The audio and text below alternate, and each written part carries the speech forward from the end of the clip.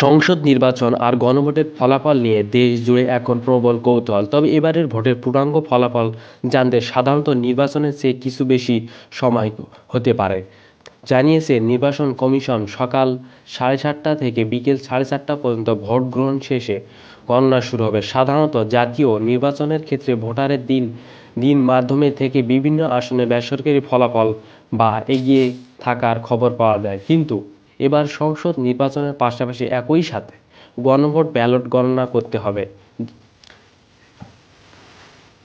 দুটি ভিন্ন রঙের ব্যালট একই বক্সে জমা দেওয়া হওয়া, সেগুলো আলাদা করে গণনা করতে কার্যক্রমে বাড়তি সময় ব্যয় করতে হবে। কেন্দ্র থেকে ফলাফল প্রথমে উপজেলা এবং পরে জেলা রিটার্নিং কর্মকর্তার কার্যালয়ে যাবে। সেখান থেকে চূড়ান্ত তথ্য নির্বাচন কমিশনে পৌঁছানোর পর ফলাফল আনুষ্ঠানিকভাবে ঘোষণা করা হবে। ধারণা করা হচ্ছে, আনুষ্ঠানিক পূর্ণাঙ্গ ফলাফল পেতে শুক্রবার দুপুর বা বিকেল পর্যন্ত সময় লেগে যেতে পারে।